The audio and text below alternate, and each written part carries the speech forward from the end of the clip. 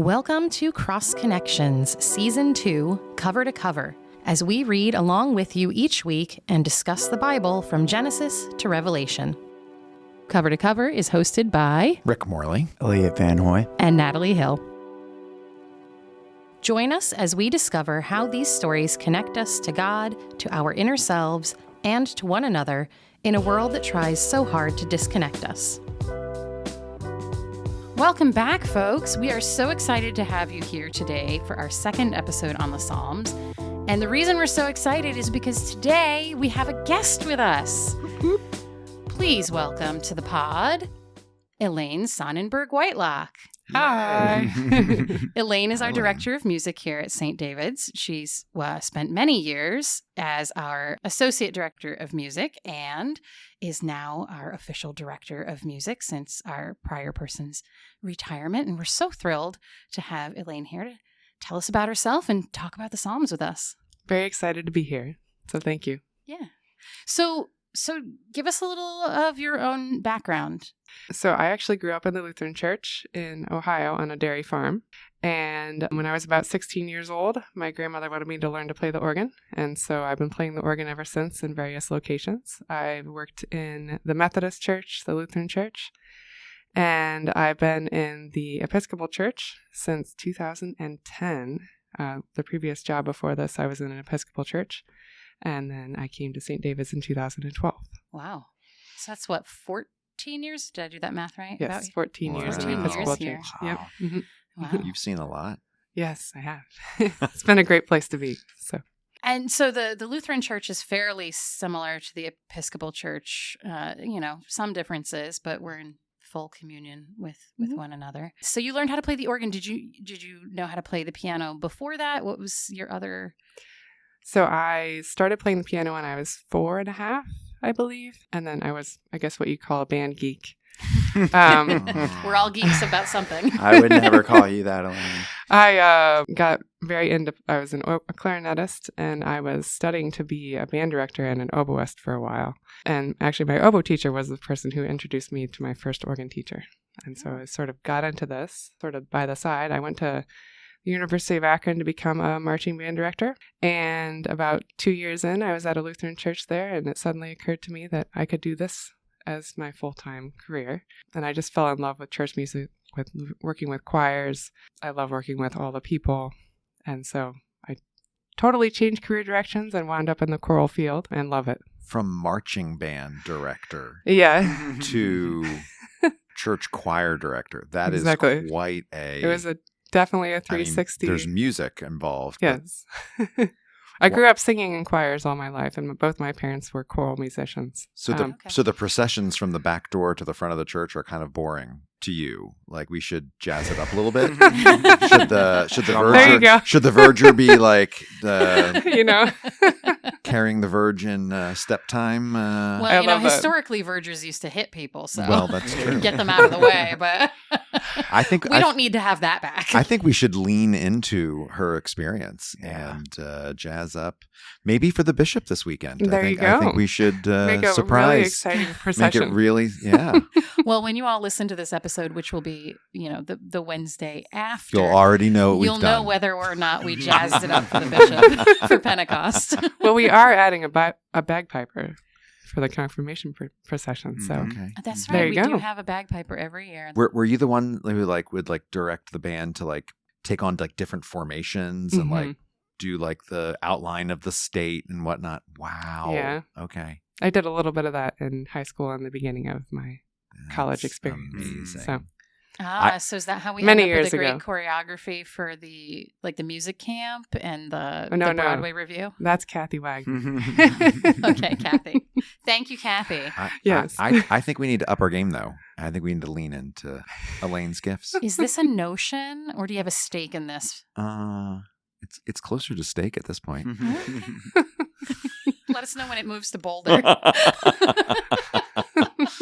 Okay, that's a whole other podcast. That's a whole other podcast, and all that language is not going to mean a whole lot to you all. But we had a really great staff meeting earlier today, and so that's language from that. So, So let's get into the Psalms. What is your background in the Psalms? What do you studied them? Was that part of like choral music education, or how does that work? So when I went to Indiana University and I worked on my doctorate there, Marilyn Kaiser did several courses in psalmody and hymnody.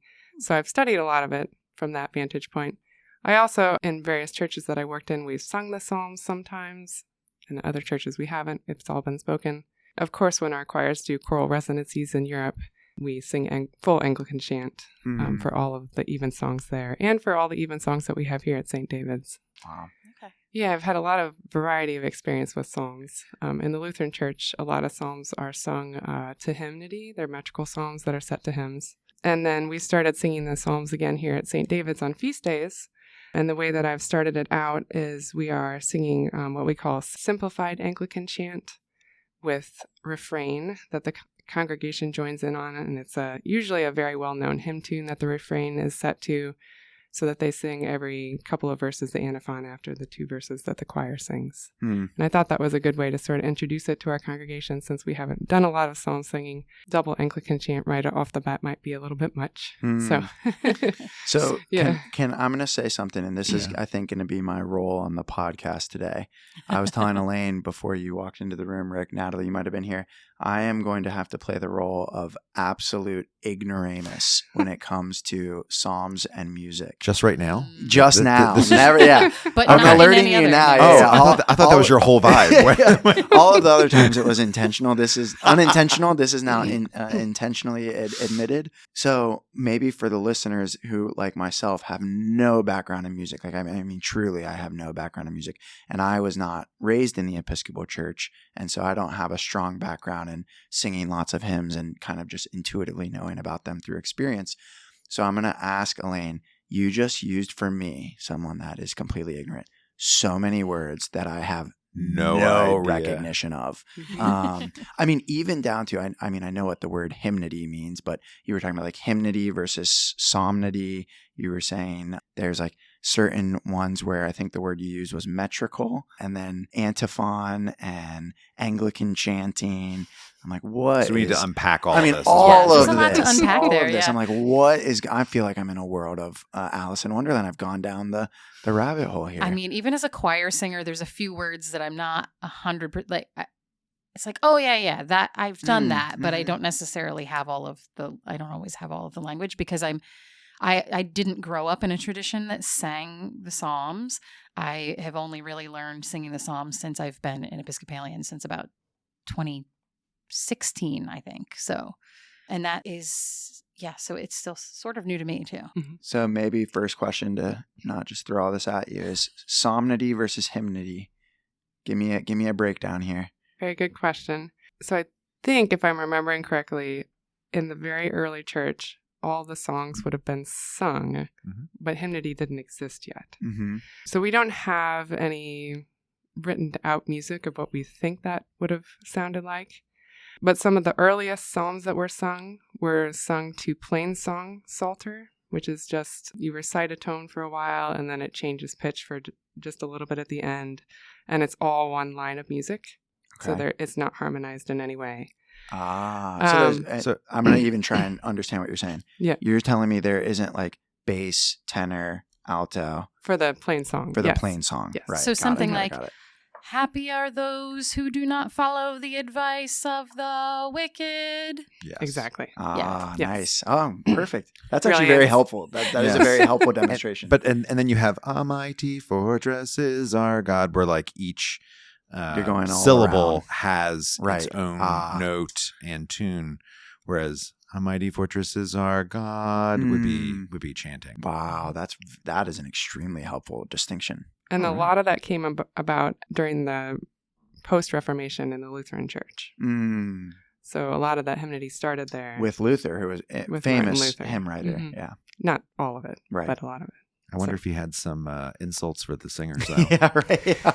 That's a you- callback to a previous episode. So Yeah. now Pope Gregory, was that before Luther So or after Luther? Gregory did the Gregorian chant, and he like reformatted all of singing for the church, but it wasn't hymnody yet, right? So that's Right. still We're still Psalters. chanting. Okay. Mhm. Got it. But it might be chanting the Psalter, but there's also all other texts that were chanted too. Oh, okay. This is very helpful. So another few words you use were metrical, Mhm. meaningless to me. You might as well be speaking Greek.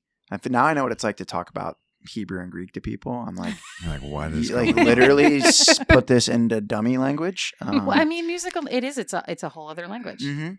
So in order to set a psalm to a hymn tune, you have to have a certain number of syllables that fit with the music that you're writing it to. So metrical psalter is just changing a few of the words a little bit so that it fits a certain form that will fit a hymn tune Oh, wow. that you're composing. Or If you look at like the bottom of one of the pages in the hymnal, Mhm. it'll oftentimes give you the metrical notation. So it'll be like 9-9-7-9.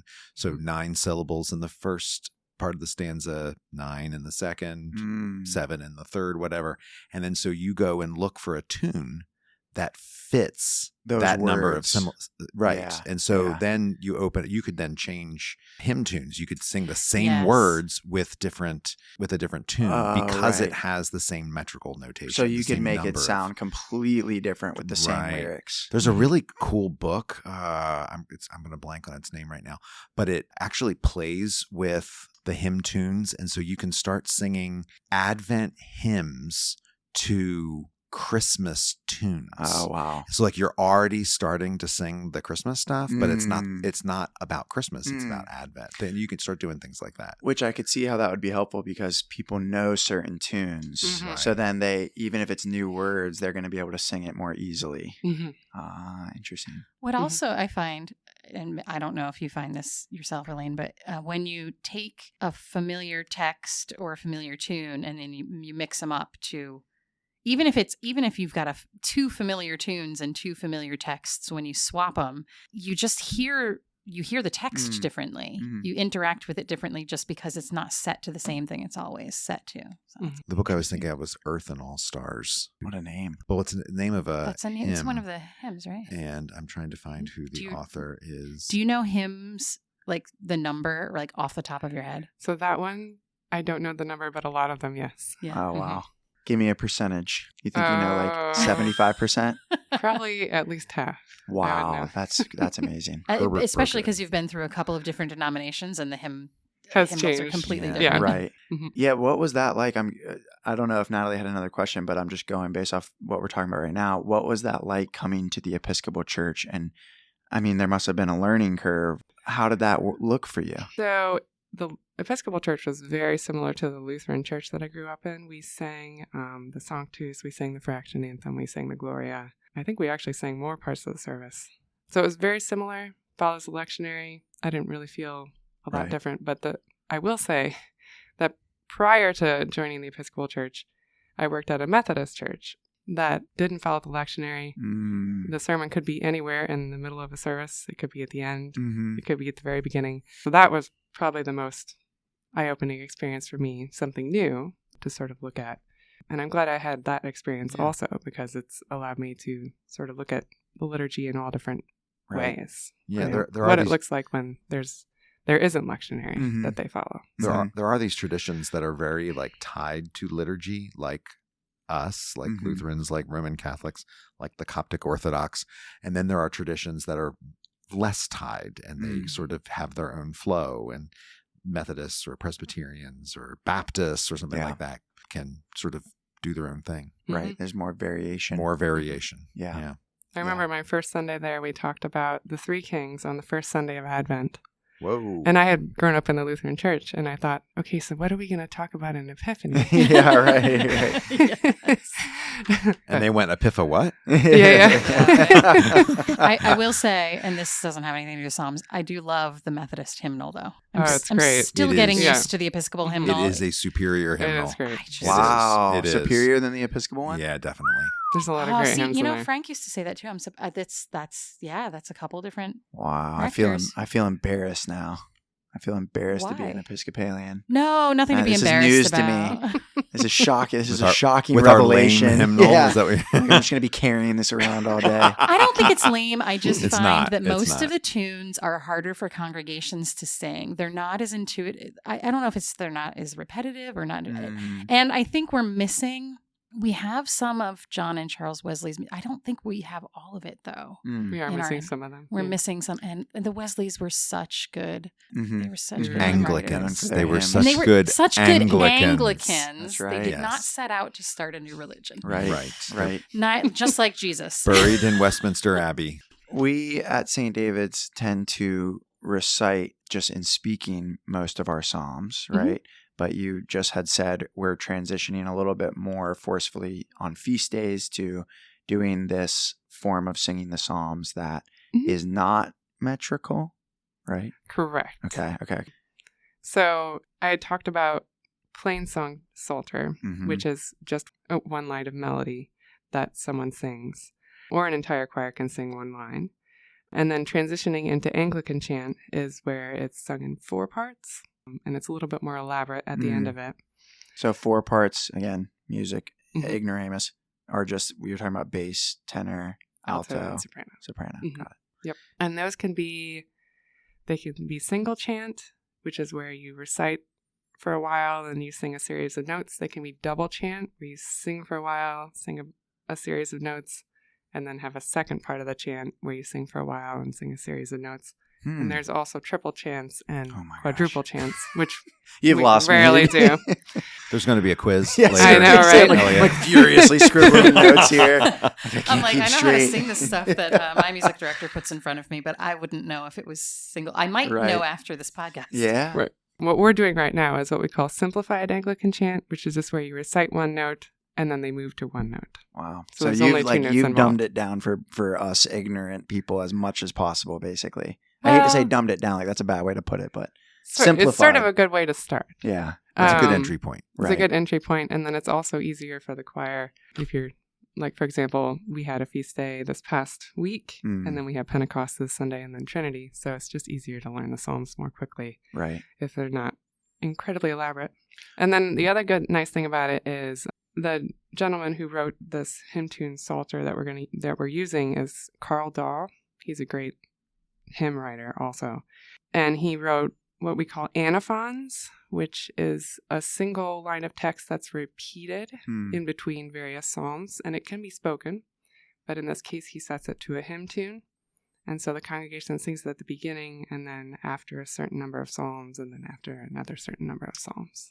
What I like about it is it involves the congregation in a great way. Yeah. So Wow. What is the difference between an antiphon and a refrain? I've never quite understood that. that's a really good question. I would have to look it up. Okay. I apologize. I mean, they sort of function similarly, Yeah. but Would a refrain be different more words, but- a hymnity thing instead of I a think- chant I'm guessing, thing? I think Are these just chants have synonyms? antiphons, Yeah. but hymns have refrains. I just like the see. book of Or- Psalms is where all the Psalms are, even if there are Psalms elsewhere. Yes, in the Yeah. Bible. right. That makes yes. This sense. is the classic square rectangle Mhm. moment. Yes. Is a square rectangle. A square is a square. rectangle, but a rectangle is not necessarily a square. Right. Right. Oh boy. Yeah. Oof. That's Yeah, geometry. I don't want to think about that. Back to Psalms. So you're getting the ones we're using from this guy. You just said his name, Carl Dahl. Carl Mhm. Dahl. Mhm. How do you spell that last name? DAW. D-A-W, Dahl. Mhm. Okay. Mhm. And so he is what? Taking the Psalms and putting them word for word and then adding an antiphon? Or how does that work? So the antiphon, he'll take like a line of text from the psalm, and that'll be the antiphon that Yep. keeps repeating. Mm-hmm. But then in this form of psalmody, you can use the psalm just as it is, right. whichever version of the Bible you're using. Right. So it's not set metrically. You're not changing the psalm in any way. Right. This is where we talked about in our last episode about the different translations of the Psalms, and there are some translations that are meant to sort of study, like word study. So like you want to, like the purpose of the translation is to get as close to the original as possible. But then there are other translations, particularly of the Psalms, which are more about reciting and praying. Mhm. And so like the NRSV, which is like the standard Bible of the Episcopal Church, has a fine translation of the Psalter, but we aren't praying that because it's kind of like stilted and wooden. But, the Book of Common Prayer has a wonderful, not only faithful to the translation, to the original, but also is a beautiful text to sing and pray. And so when composers put texts together with a tune, they're going to be using the more beautiful translations that lend more to singing than studying word for word. What do you think about reading versus singing? Think one is superior to the other? Do you enjoy one over the other? That's a really good question. I sort of enjoy both. Oh, okay. I love to sing the Psalms, personally. But I also think speaking from time to time gets everybody involved in the entire psalm, unless everybody's used to singing Anglican chant all the time. Right. So I think a nice balance is probably what I prefer. Excellent. Yeah. But for evensong, definitely Anglican chant. So I think singing is superior. And the Psalms are the hymn book of ancient Israel. We never say turn to hymn 150 and read it, right? We would never say, it's ridiculous. Yeah. And so I think singing, there's something about singing the hymns. They were meant to be sung. They were sung in ancient Israel. They were sung in the ancient church, and they should be sung. However, I don't think that needs to be a hard and fast rule. I think reading is also really helpful for congregations, as you just said. But, at my funeral, you're all going to be singing the songs. Like there's not going to be any reading. Yeah. So, all right, put that into your when I get funeral planning. That's documents. exactly. It already is. This is quite literally a tombstone for you. It is a tombstone over your dead body. Over my dead body. Are we going to read a psalm? That's right. At my funeral. Nope. From that language earlier today. Do you have a favorite psalm? That's a really good question. I was thinking about that before we came here. Probably Psalm 23 is one of my favorites because it's been said at all of my family members' funerals. Yeah. I also love Psalm 84. There's a lot of settings. We just did one for our choir concert, How Lovely Is Thy Dwelling by Brahms. That's the middle of the Brahms Requiem, and it's just such a lovely moment.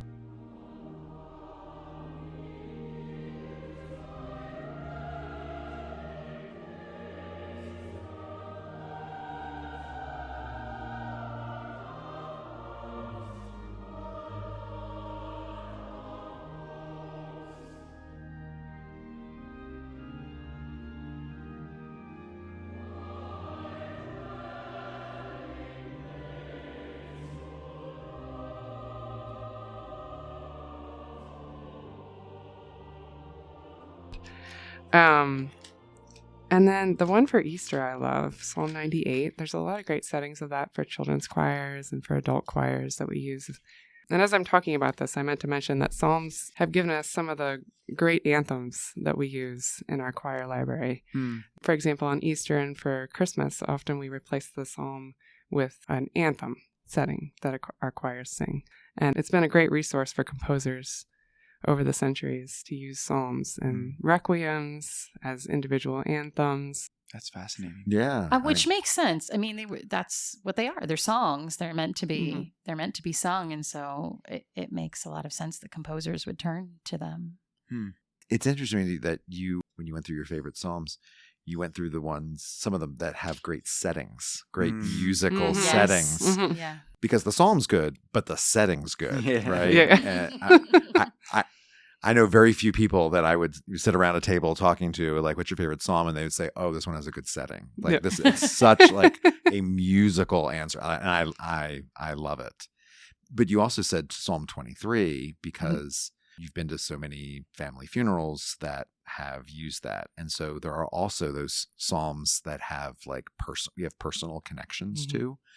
And I always consider them, when I read the book of Psalms, like they're like old friends. When I come up, like, oh, this one, I forgot about, this psalm. Oh yes, Psalm 23. And you remember the funerals or the weddings, and definitely. Yeah, you have a couple psalms around your house. I don't know if we talked about that last episode, Rick, on your walls. Yeah, it was funny. You asked me. I was with the youth group, like when I first got here. Wasn't it like month or something Yeah. like that. And like you guys peppered me with questions. And Yep. one of the questions was, you asked me what's my favorite Psalm, I think. Mhm. And so I said Psalm 121. And then like I a love couple that weeks one. later, you came over to the house Yeah. and like there's like 4 copies of Psalm 21 hanging on my walls. And you're like, you weren't joking. Yeah, no. I was like, oh, he probably just threw one out there. And I was like, no. Psalm 121. Nope. He really Actually, likes this I'm one. really into Psalm You're like, a 121. congregation gave me this one. I got this one at my wedding. Yep. Wow. Yep.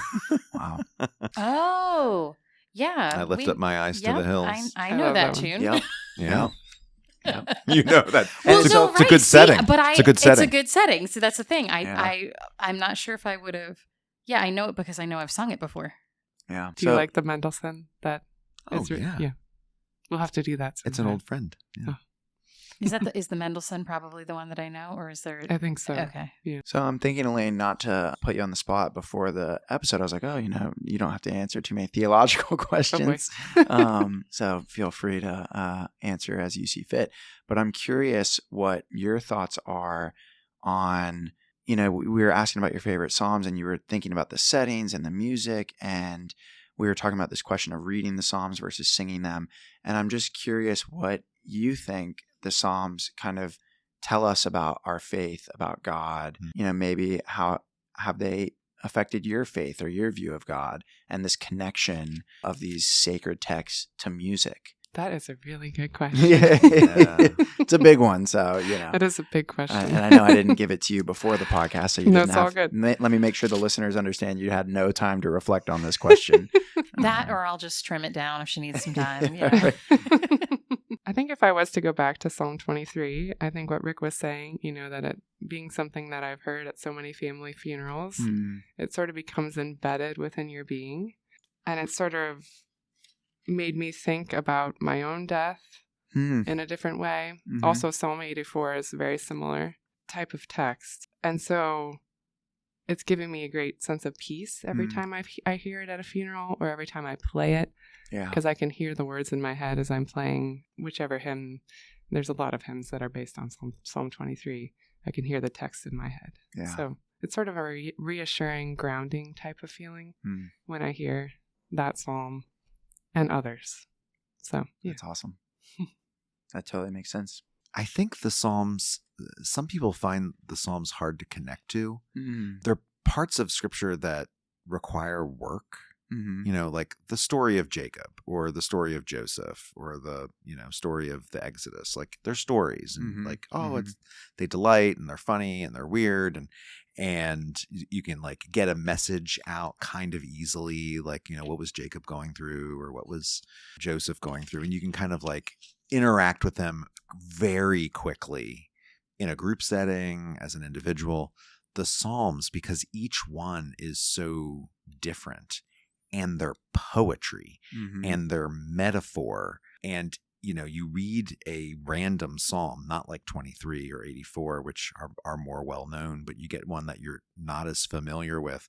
You're like, what is this about? And you really do have to do more work to sort of discern what's going on here. And so I think I've had parishioners say to me like, I don't like the book of Psalms, or I like, why do we have to read the Psalms in church on Sunday? I have a hard time connecting with them. And it's one of the reasons why I think singing them is important, because it helps us connect on another level, right? So you're not just reciting this thing and trying to like figure it out, but you're allowing it to connect with you on a more emotional and spiritual level rather than like theological or literal. Right. And, but again, that takes work. You have to like, not everyone's into interpreting art and, and metaphor and poetry. Yeah. So you have to sort of like put yourself in that headspace. Right. I think that's one of the reasons I like them. Yeah. Because we said last week, we talked about, what was the joke? We said that they were the intrusive thoughts, the Bible's book of intrusive thoughts. But they're honest. Even the ones that sound horrifically violent, there's such an honesty to the emotional state in them, I think, that you hear the stories of Joseph and you hear some of these other stories of these characters in the Bible, and sometimes you get some of what they're thinking and feeling, But it's really, the Psalms is really how people are feeling, like there's a lot of emotional and the connecting, trying to find words to describe joy, sorrow, anger, pain, awe in a way that, we have art, and I think that's why I think that's probably why they're connected to music, because music does things in us that we can't necessarily find words for. Art also, like in general, just art also has a subversive characteristic to it. Like it's not meant to just soothe and delight, right? Like art is meant to provoke and make you uncomfortable in some aspects. It's the difference between art and decor. Like you put decor in your house because you want to like make it like a little oasis, but art has a hard edge to it because it's trying to say something about society or life or love or death or whatever it is. The Psalms are definitely art in that way. They are provocative, and even the comfortable Psalms like Psalm 23, there's an edge to it. Yea, though I walk through the valley of the shadow of death. No one wants to walk through the valley of the shadow of death, right? But the psalmist brings us there and then wants to say, okay, even there we can find comfort. And then I have prepared a table before you in the presence of your enemies. Like, who wants to sit at a table of their enemies? Like think back to middle school and like the school cafeteria and like that one table that you wanted to avoid at all costs. And imagine you're like the lunch lady, like sitting you down at that table. That would not be a comfortable place. But Psalm 23 puts you right there. And so even while it comforts with one hand, it kind of disturbs with the other and pushes us out of just seeking comfort. Right. So I just came across, I must have marked in here, I'm guessing I marked Psalm 27, which I think is you'll have to correct me, Elaine. Is Psalm 27 in Mozart's Requiem or in somebody's Requiem? I believe so. The Lord is my light and my salvation. Of whom shall I fear? That's another one where I'm thinking of like how the music really accentuates the text. Yes. There's like this beautiful light, and then like the yeah, it's just the way that it really draws out those uncomfortable things as well as the light and the comfort. Sorry, my loose interpretation of what that sounds like. I love it. I always think of the Taizé setting of that. Oh. The Lord is my light and salvation. And then it sort of asks a question. In God I trust. In God I trust. Like, do I? Do I? Do I trust? But then it goes back to that very lyrical. The Lord is. You just sing that over and over again until you can't sing it anymore, and then you go on to something else. But well, I love how that's like two completely different musical ways of using the same psalm text. And it does such different things. Yep. Yeah. Elaine, you participated in Education for Ministry here through St. David's. I know you were a graduate of that a couple of years ago, I think. Does Education for Ministry go over the Psalms at all? Do you remember? It's been a while, but yes. We start with the Old Testament, I think it's the first year, and then the second year is the New Testament. So yes, they did. They did get through it. Do you remember anything about what that conversation was about the Psalms? If there's any revelatory information from what? Nothing revelatory, I guess, that we haven't already mentioned is what I should say. There are some moments in the church year where psalmody is used really dramatically. And I'm thinking of like Psalm 51 on Ash Wednesday, Psalm 51 being the great psalm of contrition. It is said to have been written by David after his affair with Bathsheba and the death of the child that came out of that said affair. To have been, but said of to course, have been. as we said. Right. But like that's sort of whoever wrote it had that story in mind. Right. And, just over and over again, in every way possible, talks about how can I, be forgiven for this, and how can I have a clean heart within me. And so, on Ash Wednesday, I think it's a really dramatic moment when we did sing it this year. And then there's Good Friday when we do Psalm 22. You know, Yes. my God, why have you forsaken me? You And say anything about like using psalms and like to convey the liturgical year or the theme of the day, the season? So the 2 days that you just mentioned, Ash Wednesday this past year, we sang as plain song psalter Psalm 51 during the imposition of ashes. And that's just the recited tone followed by a change in pitch. And I think it's the most effective for Ash Wednesday because it's just a single tone. Mm-hmm. It presents it very cleanly and very just accurately. Something kind of stark about it. Something very stark, yes. Create in me a clean heart, O God, and renew a right spirit within me. Cast me not away from your presence, and take not your Holy Spirit from me. Give me the joy of your saving help again, and sustain me with your bountiful Spirit. I shall teach your ways to the wicked, and sinners shall return to you. Deliver me from death, O God, and my tongue shall sing of your righteousness, O God of my salvation. And then this past year for Maundy Thursday, someone had the idea that we could have some music sung while they were stripping the altar. Right, yes. And so there's this amazing arrangement by Peter Hallock, who was director of music at the cathedral in Seattle and had developed a huge program of Compline there.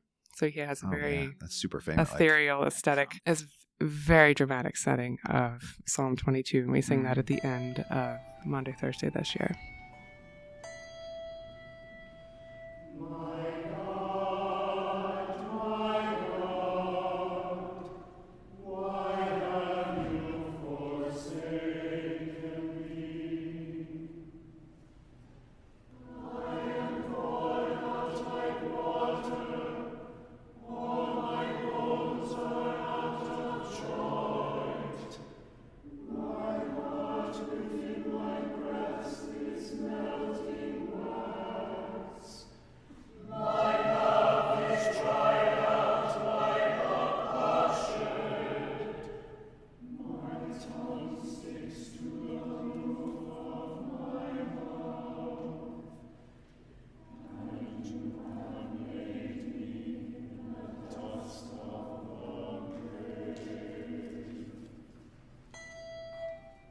Yeah. And I thought it was very effective. The choir was in 4-part harmony from the back. It was nice. Yeah, I mean, like those are 2 liturgical days: Ash Wednesday, Maundy Thursday, Good Friday, where like there's so much to convey and get across that you really do kind of need poetry, right? You really and the Psalms are right there and speak right to it. And then for Tenebrae that week on Wednesday, we used all plain song psalter for that service. So Tenebrae comes from the Latin word which means darkness, and it is a service that goes from light to darkness. There's a number of candles on the altar, and there are prayers and psalms that are said and sung throughout. And every so often, a candle is snuffed out, and then another candle is snuffed out, and then another candle is snuffed out, until there is only one candle left remaining. And then that candle is taken away kind of dramatically. And then there's a huge thump. I think I slammed the church door to make the sound, and it like shook the whole building, sort of to evoke the crucifixion and the earthquake that is said to have followed it. And then that one candle that was taken away gets brought back. And so there's just a little bit of light left. And it's typically done on Holy Wednesday, like really before the big days of Holy Week really begin on Maundy Thursday, Good Friday, and Holy Saturday. But a way to sort of set the mood. And it's really all about the Psalms. I mean, it's about the Psalms conveying that descent into darkness, but with a little bit of light. What psalms did you use for that? Are they set for you, or do you choose them? So it is set. Okay.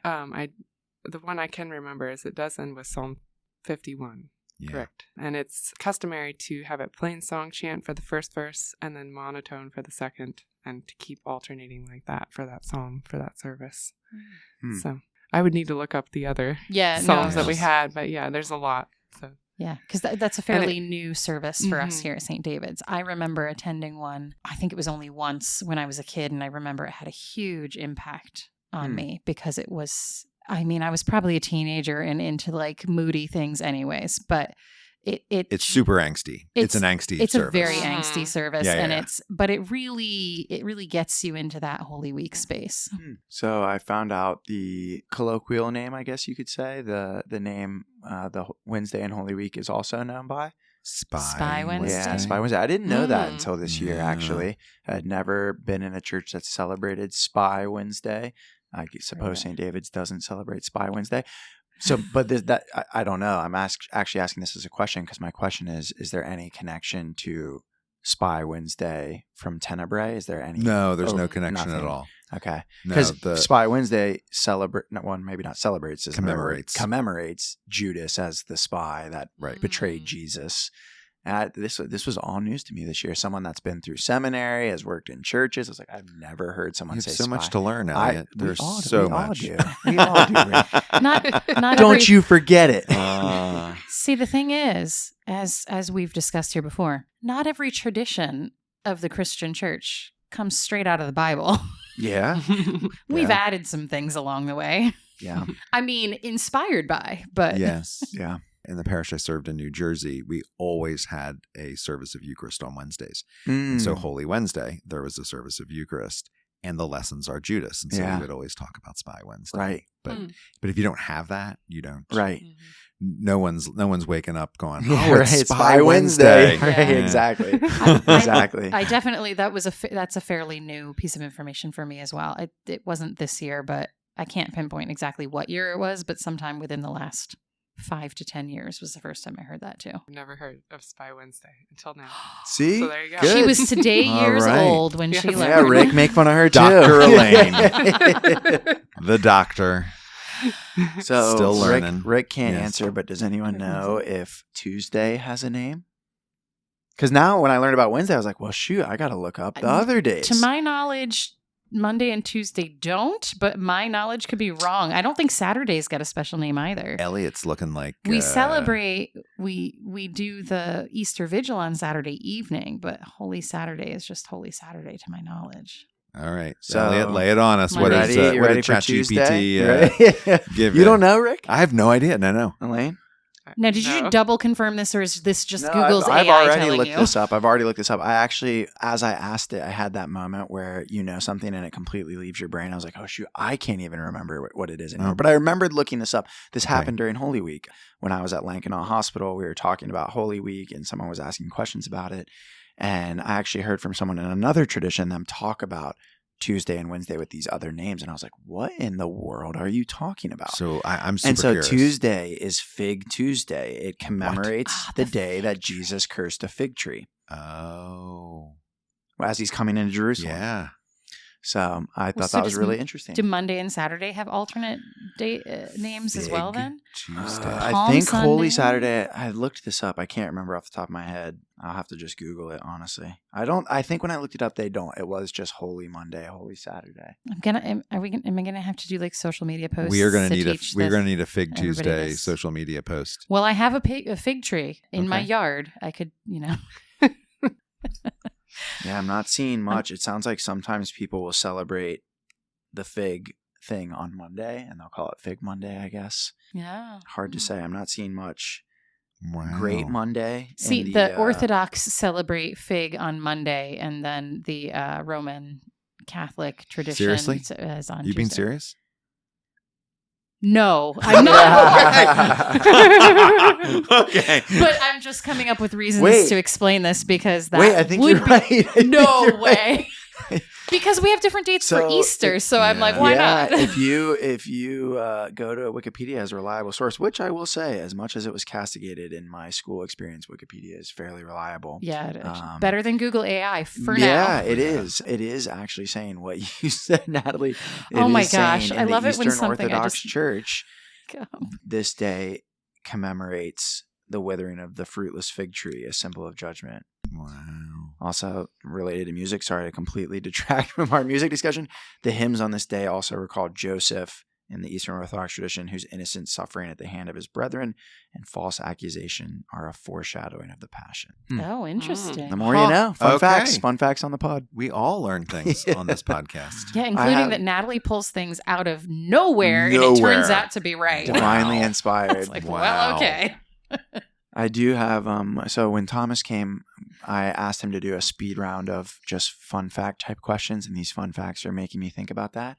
So I have some for you, Elaine, if you're open to them. And the idea is I'm just going to ask you a bunch of fun questions, and don't even think about them. Just whatever comes to mind, you just roll with it, all right? Sounds good. So what is your favorite instrument? What is your least favorite instrument?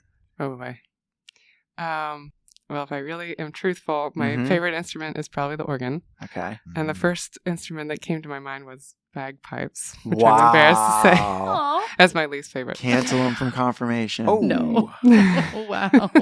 But I do appreciate them for the Yeah. times that we have them. So Okay. And I'm not even going to ask follow-ups because these are just quick questions. So it'll be a mystery to the listeners. So when you're driving home from work, do you listen to music? And if so, what is your first thing to go to put on? So AC/DC. Do you just blast in organ music in the car? I am immersed in Yeah. music so much that usually I Drive in don't. silence? I drive in silence. Wow. Yes. Oh. But I love that.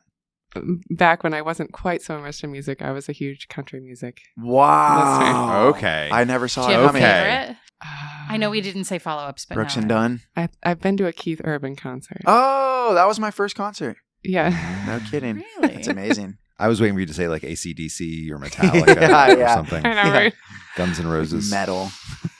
The Red Strokes. Okay, so a little more Bible-based questions. If you were going to cut one book out of the Bible, what book would you cut out?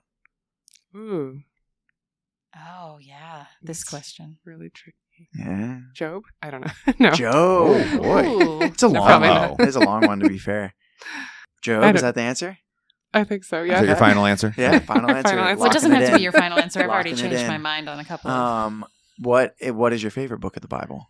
Probably one of the Gospels. Mm, Probably Luke. okay. I'm not sure. Oh, could you rank your Yeah, favorite there to we least go. Oh, favorite of the boy. Gospels? We did Yeah, this right. we did this in an episode. I don't know if I could do that, but I know Luke is probably one of my Luke is favorite. probably the Yeah. favorite. Mhm. What is your favorite hymn? There's so many. You got to choose one. The best hymn ever written. The best hymn ever written. High for Doll is one of my favorite hymn tunes. Love Divine, All Love's Excelling. It's one of my Yeah, favorite it's a good one. texts. Okay. So, Are these What's your in favorite our one? hymnal? Yeah, I was gonna say, do you have a favorite that's not in the Episcopal hymnal? ooh. That I would have to think on for a while because I can't remember all the good Wesley hymns that I've done in the past. I have a Oh. United Methodist hymnal in my office if you'd like to see it. Is it Blawern? The tune that the English hymnal uses for Love Divine, All Love's Excelling that was used for many of the royal weddings. Hmm. We're going to have to edit that because I didn't say that correctly. I'm sure you're onto What? something. You're looking at It's me like okay. I might know, and I'm like, Yeah. I'm like, not sure huh? any of. I mean, I could go look it Yeah. up, but we are classic mispronouncers. Total. in Oh this. my! And- Oh, Oh, yeah. it's a Yeah, you should hear me. fabulous Can you hymn hum tune. it or can you? Dun, dun, dun, dun, dun, dun, dun. I'd have to. Let me. Oh. I will send you a recording of it. Yeah, Okay. we'll put it in. That's- not that one. No. Okay, that's something else. I'll send it. I'm curious. I will though, send to you a know video now. of myself singing it or something.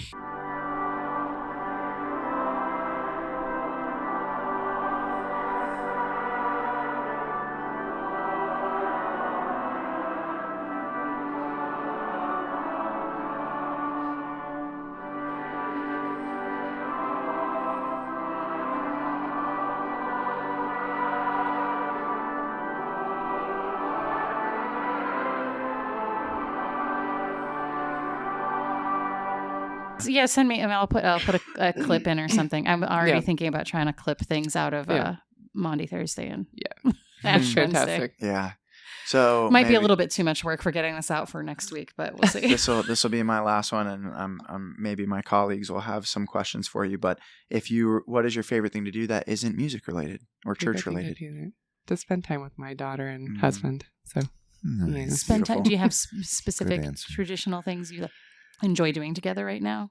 I I mean, she's fairly young, so she can't do everything. but- She's 3.5, so we like to go to little farms, and I grew up on a farm. And she's obsessed with animals, so I take her around to little local farms, and we go see animals and That's so fun. Nice. That is Get so her go fun. to the zoo. Get her part of a 4-H club someday, maybe. I know, right? So the big question is, are you raising her to play music? If she wants to, Oh, if there's look an at that. interest. What a good answer. Yeah, If she wants so- to. Mhm. Well, she comes from a family of teachers Yeah. between you and your husband. That's right. She's starting to match pitch already, so Wow. Wow. yeah. See, to me, that answer is like, oh, yeah, you're raising her on music. Like, nah, huh? Well, Yeah. I think there's certain things that we raise our kids into that we just don't even. Right. We're not even Inherently rub off. necessarily like things just rub off Yeah, from who we right. are. Anything else you're dying to Anything share else? with the world, Yeah. Elaine? I think I'm good. Before the podcast, Elaine was like, I don't like speaking in public. We are really seriously. We're so grateful you're willing to do this. We Yeah. know that this is. Thanks for Absolutely. having me. This is not necessarily the first thing you'd think to do, Mhm. but It was fun though. I Yeah. learned so much, Elaine. Let me just be the first to say. Well, so did learned- I. Yeah. So I learned a lot just from everything you shared. Yeah. That is awesome. so many gifts to share with us. Thank you. I think that's what we got for today. And next week's episode, we'll have another special guest, Sister Christina Francis, who is I am so excited. an Episcopal nun. That'll be awesome yeah. to have her on. We're actually recording her episode later this week. That's right. Later this week from when we're recording this Yes. episode, which means nothing to those of you In in real the listening time, world. not podcast time. Yeah, right.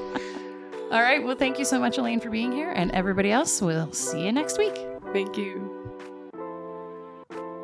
Thank you for listening to this episode of Cross Connections Cover to Cover. New episodes drop each Wednesday. Please be sure to follow or like us on your favorite podcasting app to find us easily each week, or join us on our email list at stdavidschurch.org/crossconnections. If you have questions for us, you can call us at 484-588-5656 and leave a voicemail with your name, where you're from, and your question or comment.